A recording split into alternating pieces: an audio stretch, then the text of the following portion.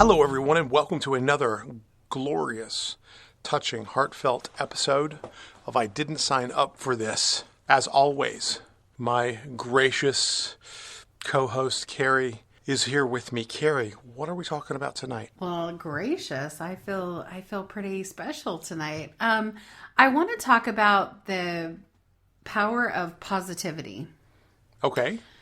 I think that we've danced around this a little bit in some of our previous podcasts where we talk about how we approach things and how you can overcome obstacles and how you need to live in a positive space. But I really want to talk about what that looks like, because although in an ideal world, we all live in this positive environment, I think that there are times where we crave obstacles and we crave the something's going to go wrong and I'm going to need to fix it mentality.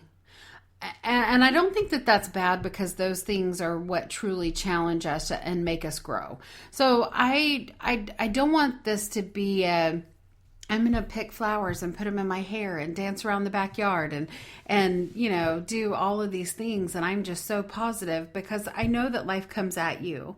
And sometimes things don't go the way that we plan for them to go. And I say sometimes, but perhaps it's a lot of times things don't go the way that we originally planned. And I think it's important for us to talk about how you stay positive and endure those situations and live in an environment that's going to cause you to grow, but allow you to be happy. Okay. All right. And so because that's a little bit of an oxymoron, because we talk about, allowing you to grow, but at the same time being happy. Because when you talk to most people about being happy, they go to their happy place instinctively in their mind. I'm on a beach in Tahiti, I'm reading a book, I'm eating grapes, the pool boys are fanning me with palm fronds. Wow, that sounds like my happy place. Well, I'm doing that in your voice. Of course it's your happy place. It's not my happy place. I swear, Ma, that's not my happy place. I mean, how many pool boys are we talking? Okay. Anyway, people go to their happy place. Their happy place is usually a place of leisure. And yet, if you look at people and you look at their behaviors time and time again, they're not interested in leisure. They're interested in challenge. People will lay by the pool, all pool boys aside, and do Sudoku, right? They'll lay there and do crossword puzzles.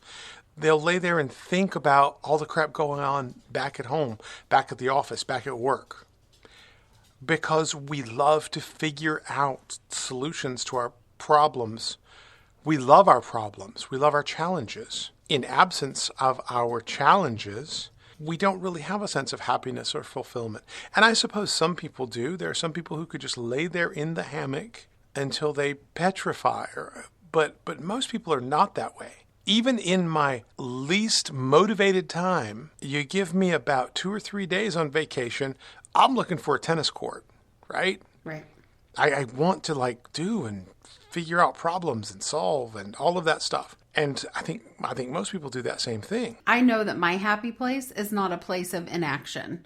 I know that my happy place is not a place where I just kind of lay around and do my own thing every day. And I don't challenge myself. I need the challenge. I need to exercise the thought processes behind finding solutions to things. As a matter of fact, I would venture to say that is my happy place. But really what I'm talking about is positivity and being optimistic in your attitude. So understanding that you can take an optimistic approach to the problems that come your way. And by having an optimistic approach, you may get to the solution quicker than someone who doesn't. Right. So what does that look like? How do you maintain that? Because we all get discouraged. We all have those times where we feel defeated, where things don't go the way that we plan for them to go. But do you throw in the towel and say, screw everybody, I hate life and nothing's ever going to go my way again? Or do you buck up and go, you know what, I'm going to get through this? So for me, that's the difference. Okay, and from a very practical standpoint, I would say you don't do either of those things. And this is like deep state psychological stuff. Oh, no. Okay. This is the secret stuff. Here's a little bit. I'm going to splash a little secret sauce up here for us. What you do is you do not rely on your own beliefs or your own perceptions of a given situation to determine if you shrink from the fight or you forge ahead. Because either of those decisions, if you'll remember the episode on picking your battles, either of those decisions is likely to be the wrong decision, just as likely as the other one.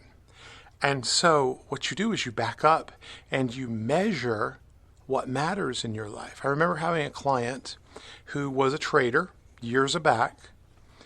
I sound Italian there all of a sudden. Years back. Years back. I don't know what that was. I'm channeling Chef Boyardee here all of a sudden. No, interestingly enough, was not Italian. So, okay. I've got to get back on track. I'm falling apart. All right. So, anyway, I'm positive you can pull this out. Thank you for that ringing endorsement. All right. I really appreciate your attitude. Oh, no. No, but it's like this. I had a client years ago, and this client would come to me whenever he was trading his own money. He wasn't like one of the institutional boys. He was trading his own money, right? Which is very, very personal. Trading your own money is a very personal thing, and it's very easy to get wrapped up in the emotion of it all. And so when he first came to me, he came to me because he was in such a slump. He was in such a losing streak that he was just absolutely forlorn. He just could not go on. And I asked him, what do you think is going on? And he's like, I just cannot pick it. I just can never win. No matter what the indicators say, I always get on the wrong side of the trade, wind up getting stopped out. Every time I lose, every time. And so I use this little strategy, which is say, every time is kind of a lot. Like every time would mean every trade you've ever made in the past and the future. And it would have to go on infinitely in both directions. That's every time. So I think we can agree if you've ever pulled one trade out ever for a penny, it's not every time. Okay, fine. It's not every time, but it's just semantics. You know what I'm saying. I'm losing money. I cannot get a winner. It's like, here's what let's do. I want you to take the next month. And he was a day trader, so he was in and out of the market maybe 4 times a day, 5 times a day on different instruments. Here's what I want you to do. I want you to take the next month. That's 20 to 22 days, depending on the month you're in. I want you to take the next month, and every trading day, I want you to carefully log every trade you get in and why and what the result was. And then at the end of 30 days, call me back. We'll do the math and see where you really are. Okay? Now, his position of I lose every time was he was losing 48% of the time. It was a coin toss, basically, right? Yeah. So he's winning 52% of the time. He's losing 48% of the time, which anybody who knows the world of trading knows that that's not a terrible, terrible average. Like you can use money management rules to fight your way out of that little hole and actually still make pretty decent money. But it's not what you can do. It's not what you can do if you have a system that works, right? You can get up into the 80% win ratio pretty consistently. And so he was right. He was off. But assuming that every time he is going to get it wrong, encouraged him to shrink from the fight instead of forging ahead. And the only way to tell the difference in what you should or should not do in a given situation, the way you pick your battle is to track the success that you're having. And so that's what I would say. Do you gather your strength and forge ahead, or do you gather your things and leave? And those are your two choices. Well, you can't make that decision on an emotional basis. You have to look at the numbers and see what you're actually doing, see what the performance really looks like. And it applies to everything. Every time I get home from work, my kids have not done the dishes and I have to do them. Every time, okay, let's start writing it down every time that happens and every time it doesn't. And let's see where you really are. Well, as it turns out, you're only doing the dishes about 25% of the time, and the kids are doing them about 75% of the time. And so you're trying to get to 100%. You're only 25 points behind, right? You're on the right track. You need to keep pushing forward, maybe tweak your strategy a little bit to actually get what you want. But your perception of it is that the kids never do the dishes because 1 out of every 4 times you're having to do it. But you're not tracking it. You don't know what the numbers are. So you have to know where you are and really know that percentage of success before you can establish whether or not you're winning or losing. And I get that because from an analytical perspective, that's exciting to me. Like I love the idea of tracking and getting statistics and really hammering out, what percentage of the time are you successful versus where you have opportunities. Now, on the flip side of that, I worked with someone once, and this has been a couple years ago, but I worked with someone who we were peers, and every time he came to me and consistently and was always talking about something that was going wrong and was always talking about something that had been done to him or how he was sacrificing something personal or his view on things were very glass half empty approach every time he came to me. And it got to the point where I tried to avoid him. So here we are working very similar schedules and I see him quite often. And I would see him coming and start a conversation with someone else because it was so draining. And I was still polite to him and I listened to him and gave him my opinion and gave him feedback. But he didn't just do that with me. He did it with everyone. And throughout the course of the months that he was in the role that he was in, I saw him ruin his chances of progressing. And ultimately, he ended up leaving the company and going somewhere else because he felt like there was no opportunity for him. When the truth is, he had just as much opportunity where we were as he did anywhere else, or just as much opportunity as anyone else. The difference was when we sat down with executives in these meetings and we would talk about strategy and we would talk about the state of the business, he didn't know when to be quiet.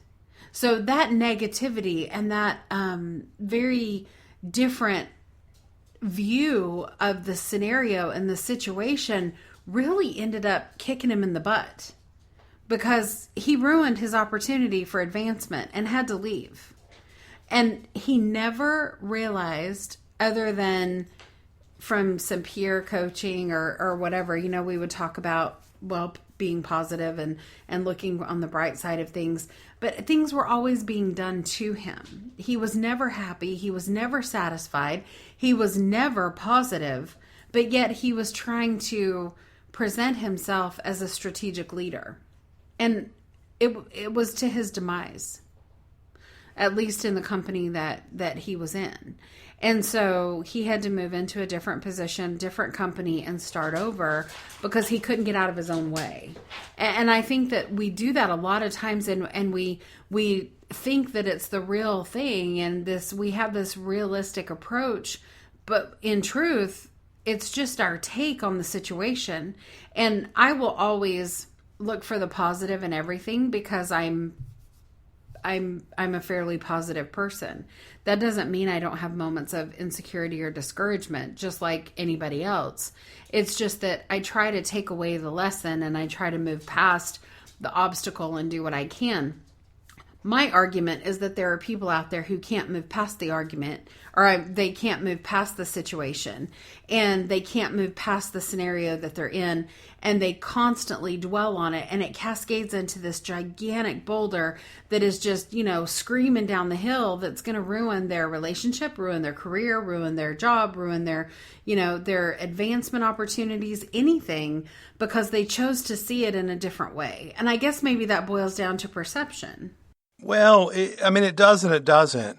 I think you're right in that it does boil down to perception. It boils down to your perception of what they really want. Explain that to me. Okay, so you're working under the assumption that this person who was so negative and so problematic and sort of a glass half empty sort of situation, you're assuming that they wanted the same thing that you do, that that's the game they were playing. When in fact, in all likelihood, that's not what he was after at all.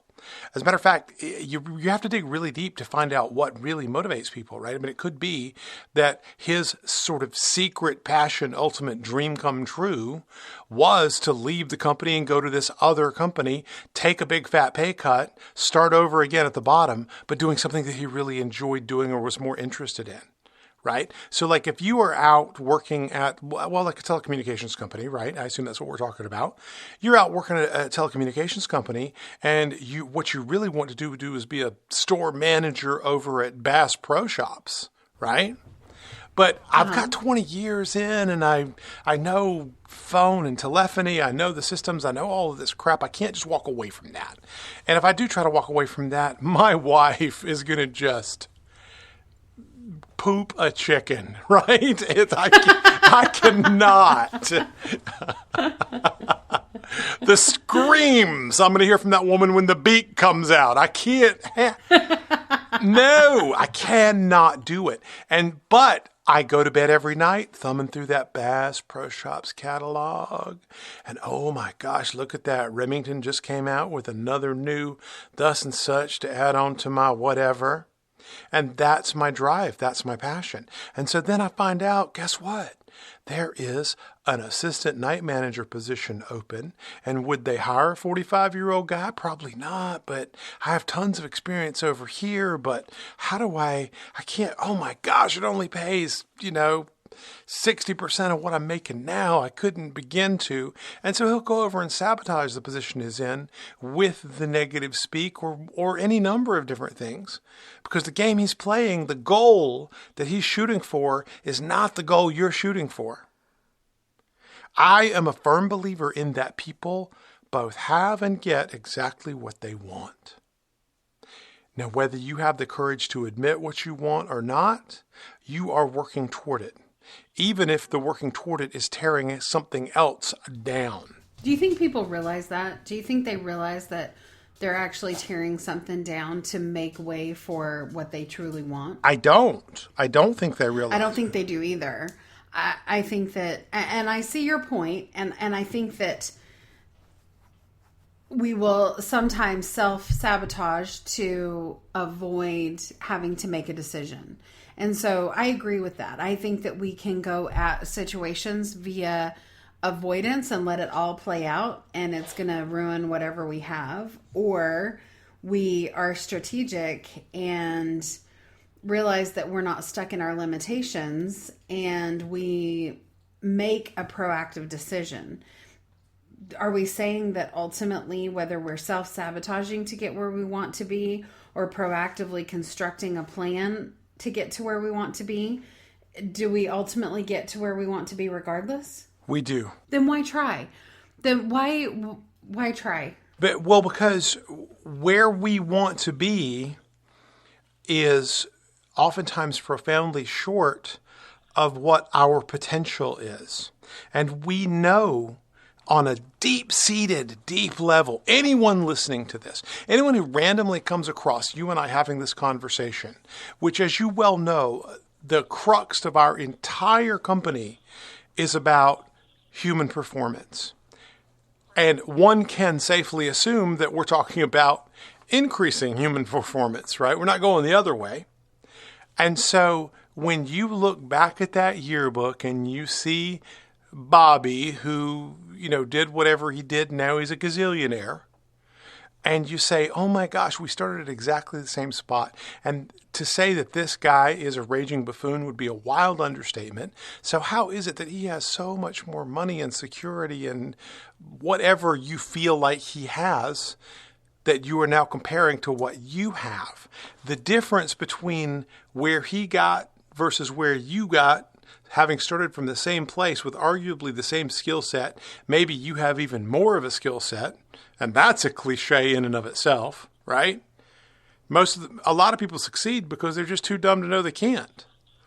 They're unwilling or unable to understand or accept how difficult life really is. And so the limiting beliefs never manifest themselves, and thusly they just succeed in spite of themselves.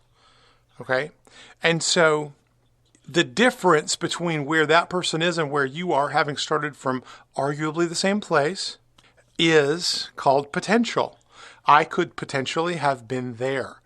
And the problem is you're not looking at life through the lens of happiness. You're looking at life through the lens of money or materialism or acquisition. You're not looking at it through, hey, I want to be happy. I want to have happy, fulfilling relationships. I want to be satisfied with who I am. I want to be engaged in doing what I love to do every day, day in and day out. That's what I define as happiness. But we're taught by this materialistic consumption-based system that happiness only comes at the end of material possessions that are all attached to monthly payments, that are all attached to a job that you have to keep. Like your friend, he has to have his telephony job because, man, I can't go work at Bass Pro Shops. It just doesn't pay enough. I've got to have this job. But what I really want is to just go sell hunting and fishing gear. That's all I care about. That would just make me the happiest person on earth. Even if I had to scale down the house or sell the new car, even if I had to not impress the neighbors with all of my superfluous crap. And if you're self-actualized enough to realize that that's who you are, then you go for it. And those are the happiest people in the world. The people who just know who they are and they're good with it. Just figure out exactly who you are and be that person to the best of your ability, and don't look at potential differences because it's not relevant. It's just not relevant. But, it's a problem. Well, and I would venture to say, based on that concept, it's more exhausting to self-sabotage, to allow yourself to get where you want to be, than it is to actually make a plan and stay in a positive space, because it's exhausting. It is. I have never met someone who was negative, who was energetic. It's very draining on your soul because you're not empowering yourself. You're not empowering yourself. Everything's happening to you as opposed to you creating what happens in your life. So it's exhausting. And there's an easier way to get to where you want to be than taking that really bumpy, awful, dirty road. So how many people do you think really understand that?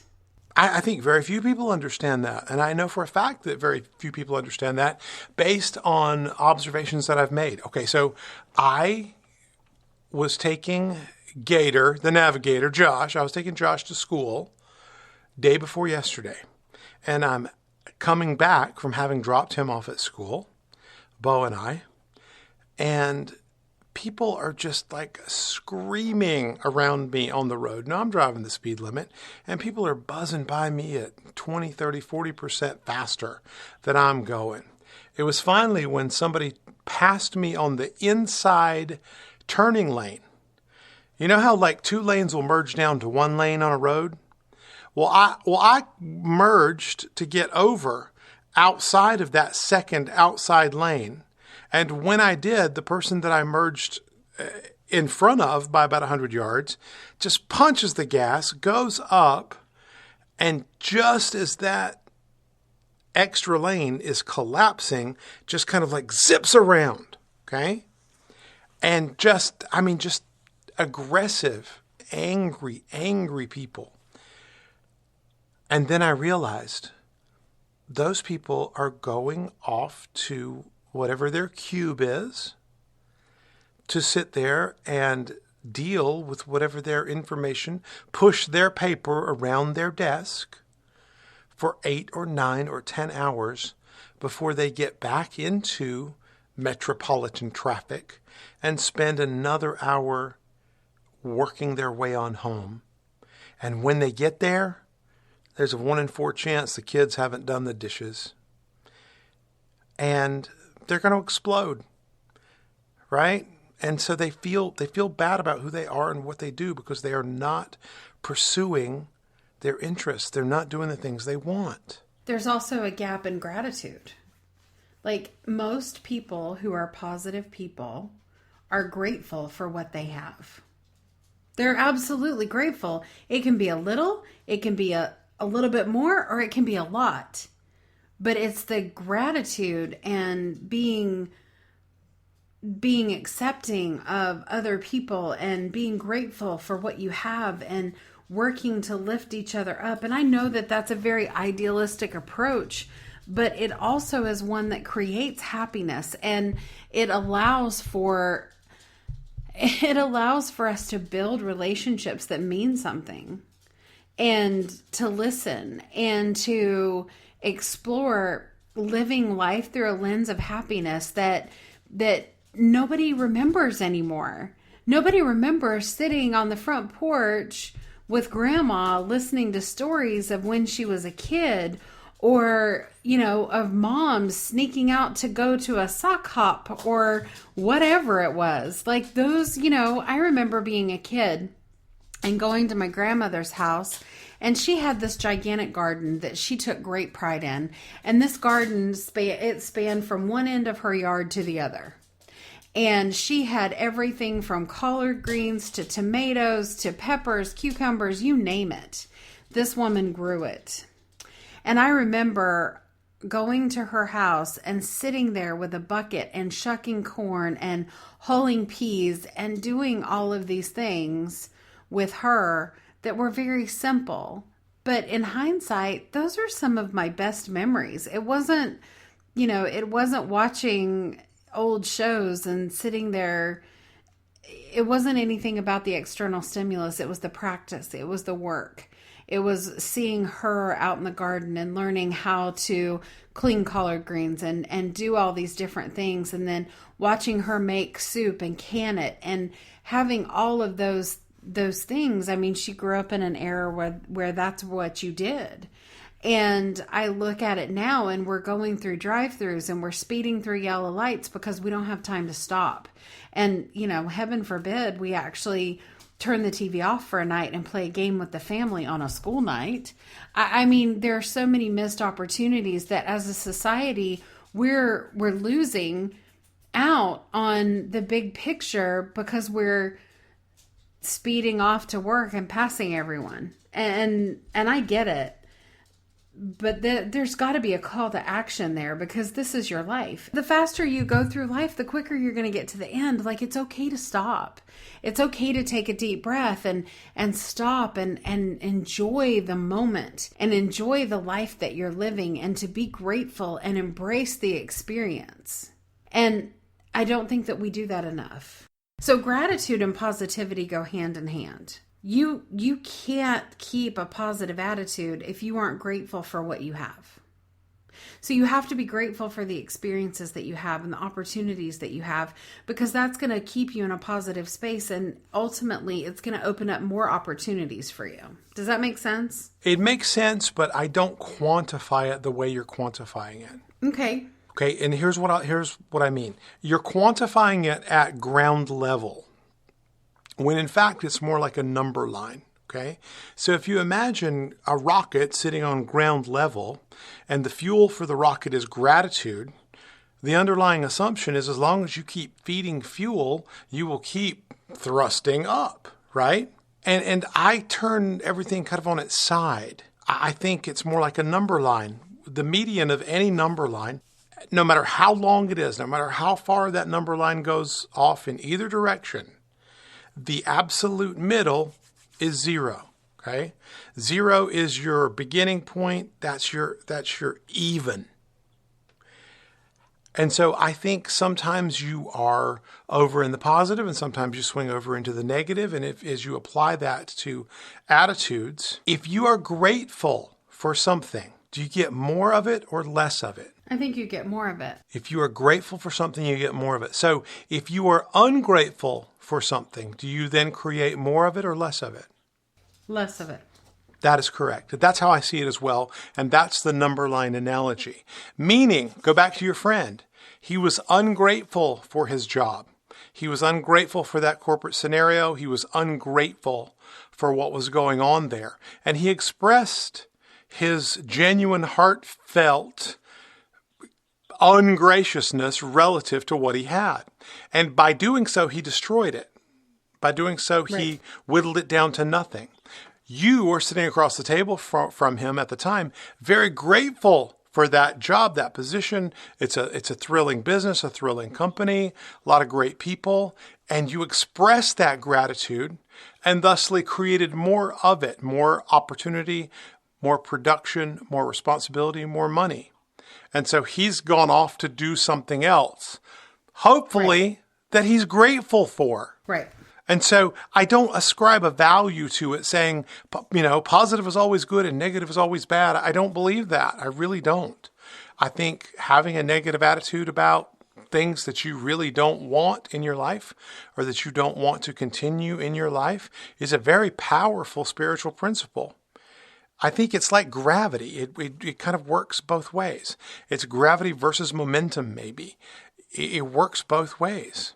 So that if you are grateful for something, you generate more of it. And if you are ungrateful, you squelch out even that little bit that you do have. The underlying assumption, though, from someone looking in from the outside, is that what the ungracious person has squelched away was something that was wanted. And I say it wasn't. Because if he wanted that job or that relationship or the kids to do the dishes, whatever, if he really wanted it, so much so that he would express gratitude for it and live at a place of gratitude, he would have created more of it if he really wanted it. He didn't really want it. And so he created less of it to the point that it's non-existent. And you can't assume that that's the game he's playing is I'm here with a really crappy attitude, but I really want to climb this corporate ladder and be a big part of this organization.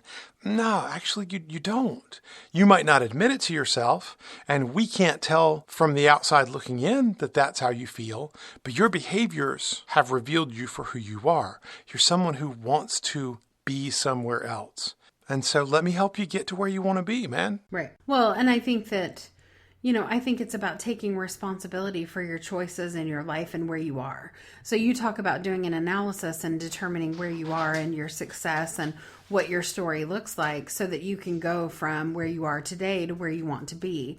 But part of that is taking the responsibility. Things don't happen to you. You create things in your life. You create the happenings.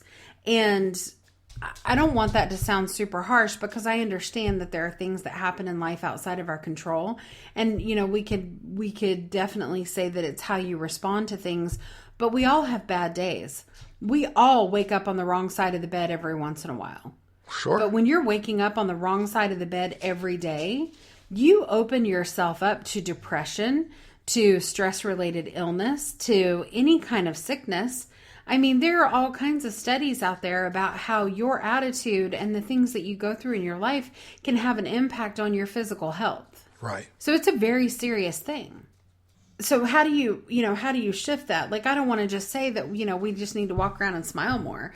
And when you have a negative thought, push it out of your head because I'm not that positive. Right. There are things that happen that will cause you to feel discouraged. Sure. You will have opportunities to fail in your life because nothing goes smoothly for everyone all the time. But the attitude that you project through those scenarios is key to how you come out on the other side. I agree. Okay. So if you can look at a situation and say, okay, this is happening. It's not happening to me, but I'm getting the opportunity to respond to it. And, it's funny because I always say, the last time I was in a relationship with someone and it ended, I was in the dirt. I was in the weeds. I was upset. I was sad. And I remember looking in the mirror and going, Carrie, you have 48 hours. Wallow in it. Just watch Hallmark movies and Lifetime movies and eat ice cream and feel sorry for yourself. Because Sunday morning, you're going to get up. You're going to brush yourself off and you're going to keep going. So I'm all about having that day or those 2 days, depending on the severity, Now that's very different from, the comparison to something like that happening that you can't really control versus something traumatic happening like a family illness or a death in the family. Obviously that you're going to take that in a very different way and you're going to respond to that in a very different way. And it takes a lot more time. Understand that. So let's take those scenarios out of the equation. But let's say... Right. Act of God type scenarios are called act of God scenarios because they're acts of God. Meaning, right. All atheism aside, act of God simply means you have absolutely no control. No insight, no foresight, no control, no choice whatsoever. And so those, a tree falls on your house or somebody, gets sick or it doesn't matter. Act of God kind of things you have to take out of the equation because right. you'll never be able to manage those. Right. You can't. And it's an unfortunate part of life. And at the end of it all, I'm sure that we will embrace the lesson and we'll have some kind of understanding. At least I hope so. But aside from that, so a breakup, a layoff, a job change, a pay cut. I mean, those things that are detrimental to your spirit, allow yourself the time to process it. Do whatever it is you need to do.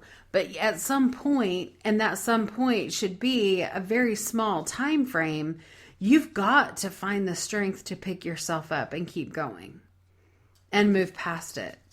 Because if you don't, you're stagnant. You don't go anywhere.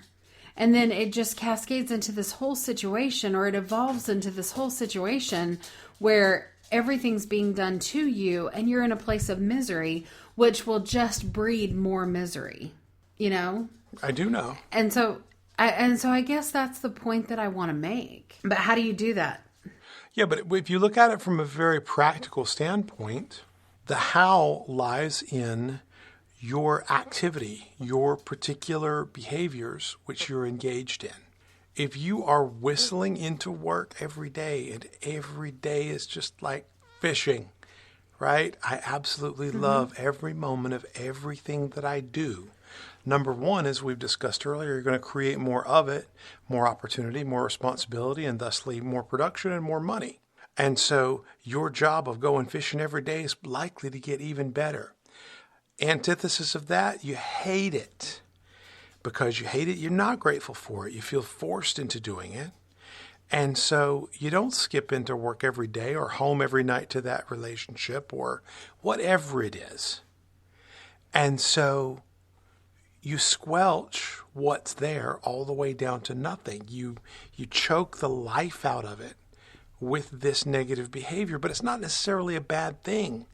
A negative perception about something that you do or feel like you have to do, something that you are or feel like you have to be, is simply an outgrowth of your lack of self-actualization. You don't have the insight or the courage to look at yourself in the mirror and say, I hate this job and I'm not going back again. I cannot live my life in a cube, or I cannot live my life fill in the blank. You don't have the courage to do that, or you don't have the insight that leads to the courage to do that. Right. And so you sabotage it with your attitude, secretly hoping every day that today's the day they say, you're fired, get out of here. And you can go get that job that's more meaningful to you, or do that thing that's more meaningful to you. Well, and I think that you have to set aside time to explore what it is you really want. I think that in a lot of instances in our lives, we get to a point where we're reacting to life. I get up, I take a shower, I brush my teeth, I put makeup on, I get dressed, I go to work, I come home, I do the dishes, I let the dogs out, I have this whole scenario. But I will tell you that I take time every week to understand what I need to change, how I'm feeling, what makes me happy, and to look for opportunities to explore new books and new articles and new content on learning to be positive and learning to evolve my life. And you have to take that time. You can't live in a reactionary space all the time. You have to be proactive with your own life and your own dreams and where you want to be and where you want to go. You have to take responsibility for it too. Like, nobody's going to do it for you. And there are a lot of people out there that would love for somebody to just come hand them their life all wrapped up in a pretty bow. I mean, who wouldn't? Well, not only do they love that, they're actively pursuing it. And I don't want to beat up your friend with the bad attitude at the telecommunications company back when, right? But that's exactly what he did. Yeah. That's exactly what he did. He did not have the insight that leads to the courage, that leads to the action, that changes his life for the better so that he can be happier. And so he just kept planting seeds. Well, and I never saw him have fun. You always saw him at work, right? Yeah. He hated his job. Of course he's not having fun. That's a good point. He hates that place. He only does it because it's his job. He's got kids to feed. He's got a wife. He's got dogs. He's got a land. Whatever he's got. He's tied down by the responsibilities that he's assumed. And because of that, that limits his choices. He can't just wake up one day and think, hey, man, I think I'm just going to go work at Bass Pro Shops or sail the world or whatever. Right. Because he's created a life where he's tied in to all of this financial responsibility, and that's okay. Ultimately, that's what he wants as well. See, because want is not just like I want this and don't want that. Anybody could sit down if they go through this exercise and start thinking about what they really want. And you think about what you want, and then you think about other things that you want that you can't have because of the first thing. Does that make sense? Mm-hmm. So it's like so I want my own airplane. But I can't have my own airplane because that would mean I'd have to sell everything I own and liquidate the kids' college funds and whatever and buy an airplane, right? And so that goes on the other side of the list. And so I go over there and say, do I want the kids to go to college and have a house, roof over our heads, food in our bellies more than I want an airplane? And the answer is yes. And so I know that airplane just went down a couple lines. Okay? Right. And airplane will keep getting pushed down by all of the things that I want more. And so he goes into work every day, working this job he hates, never having fun, because he's got kids to feed at home, and more than he wants to go work at Bass Pro Shops or whatever. He wants to make sure those kids get fed, right? Right. And so rather than take an action that will allow him to pursue what he really wants. For instance, he could just go home to the wife and the kids, have a little family meeting, sit everybody down. Daddy's about to take a 40% pay cut because I want to see you kids more. I want to be happier. I think there's other opportunity in other fields. I think I could be managing a Bass Pro Shops one day for $200,000 a year. I think that day could be less than 10 years off. And it's worth taking the risk right now to do something that I really love instead of doing this thing that I really hate. So what that means is there's no soccer, there's no piano lessons, there's no swimming lessons. We're going to put an apartment in the basement. I'm going to sell the Benz and I'm going to buy an old beater. I'm going to whatever. Here's what your mother and I have decided is going to happen so that we can have the life we really want instead of the life that we have gotten by abdication, by just falling into it. Okay? And so since he does not have the courage to do that, he lays little traps for himself so that the telecommunications company will force him to do that. He doesn't want the responsibility of possibly making a bad decision. And so he just sets traps for himself until finally he gets caught in one. And then they say, hey, buddy, it's been nice, but you're out. And now he goes home hat in hand. I got fired. I guess I'll have to go get a job at Bass Pro Shops or something. Yep. That's what we do. That's what we do. That's how I agree with that. That's absolutely what we do. If I can't make the decision on my own, I'm going to set it up to have the decision made for me because then I can react to it. So now I'm not even reacting to my own happiness. I'm reacting to things that happen. And that you run the risk of being a victim. You run the risk of putting yourself in a victim scenario because things are happening to you as opposed to you making things happen. That's right. There's no happiness in being a victim. There is justice and there is, rightfully so, I am a victim. And so I can prove my point that things happen to me and I have no control, but there's no fulfillment in that role. Yeah, I would tend to agree, but not everybody would. I mean, I see it from exactly your same perspective. I really do.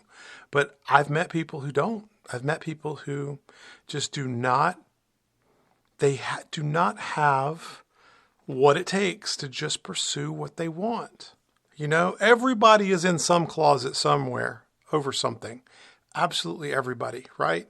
And it's not about sexuality or any of that crap. Not that that's crap. That's important, blah, blah, blah. Insert my, trigger warnings and heartfelt apology here. But everybody's hiding out. They're hiding something. It's the thing that they just don't think they can have, or the person they don't think they can be. And so they live this life of thunderingly quiet desperation while they try to summon the courage to come out of whatever their respective closet is. Secretly, I want to quilt for a living and have a quilting blog, and right? But I can't. All the guys down at the bar, they would think I'm an idiot if I would quilt. What the hell? Right? And so they don't. You laugh. I have a good friend. Her and her husband both, and he loves quilting. He loves quilting. He's brilliant at it, right? Yeah. And they're just like this happy, sweet, adorable couple. And man, you want to start talking about quilts and blocks and stitching, and I can't even speak intelligently to it, right? It's not, quilting is obviously not my thing. But all quilt stuff, insert quilt vernacular here, he knows it all. And so wow. It's very difficult, though, to come out and say, look, this is what really motivates me and what I'm really passionate about. I don't really want to run my multi-million-dollar company as much as I want to go 10 bar. I love maybe find a job in a little college town, a lot of cute, grad students coming by. It'd be awesome, right? Right. And so go 10 bar, man. Woman, person, go 10 bar. What are you waiting for? What are you waiting for? You have to make changes in your life to be able to do that, to be able to pursue that, but you can absolutely pursue that. And don't worry. Society will not break down because there's nobody left to do the dirty jobs. Because the overwhelming majority of people will simply never, ever, ever pursue something that makes them happy because they just think they can't. They have been taught that they absolutely cannot do that, and so they won't. And so if you do, you're not going to make a dime's worth of difference. Go get it. You won't hurt anybody. And I think that we get stuck in the roles that we play, and we think, oh my gosh, if I leave and I create a new role for myself, who's going to play this part? So we get tied into the role that we play in life. Right. Whether it be negative or positive or something that we're not being true to, we get attached to the role more than we get attached to the original outcome that we wanted. Right. And that's scary. That's detrimental because you could potentially be so attached to the role that you're playing that you forget who you are. That's right. And then you have to start all over. And how many people truly start all over? A lot fewer than actually want to start all over. I agree because I will tell you that there are a lot of aspects of my life that I'm very comfortable with and I wouldn't want to start all over. But I'm also fairly happy with my life and where I am. And that doesn't mean anything other than I've taken the time. It also doesn't mean that I don't play the reactionary role sometimes. I do. I play the reactionary role. I get into these zones sometimes just like everybody else where nothing makes me happy. And I think you have to explore that because you can't understand the happiness if you don't have the opposition.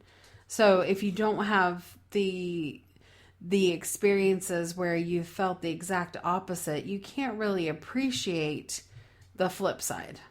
That's right. Without gravitational pull, you could not jump. Right. Ask anybody who's ever dunked a basketball, how good did that feel? And now imagine doing it without gravity.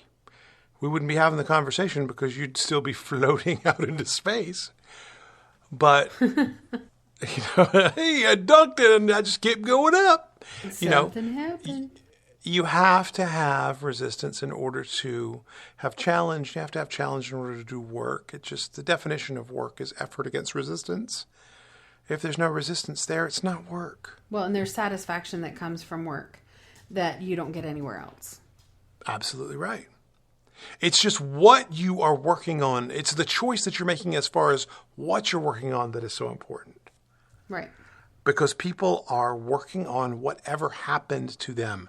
I had a job at the convenience store in college, and then I got a job at the restaurant, right? And from the restaurant, I became the night manager, and from that, I worked for the food services company, and for the food services company, had a brother-in-law who's selling insurance, and now for 20 years, I've been selling insurance. And, maybe I love it. Maybe I hate it. At no point did I sit down and say, what do I want to be when I grow up? And so I didn't plan that out. I didn't have a goal. So I didn't ascribe any tactics or strategies toward achieving the goal. And so now I have, by abdication, this is the business plan for my life. By default, this is just what it became. I made pretty good money in insurance. I hate every moment of it. I'm choosing between whiskey and a bullet every night. But the kids, they're in school, they have lessons, they're playing piano, they're dancing, they're going to soccer.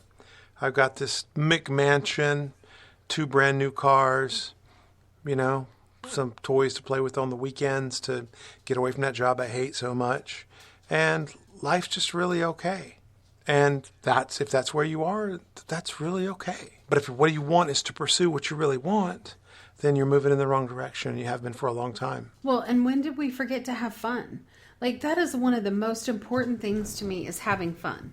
Things have to be fun. I don't mean irresponsible. I don't mean let go of everything that is, mature and the right way to handle things. But when was there a prerequisite that being an adult meant you couldn't have fun, that you couldn't dream, you couldn't fantasize about going somewhere, or I don't know, actually get in your car and go somewhere? We overthink so many things, and yeah, we do. We analyze so many things. We forget to have fun.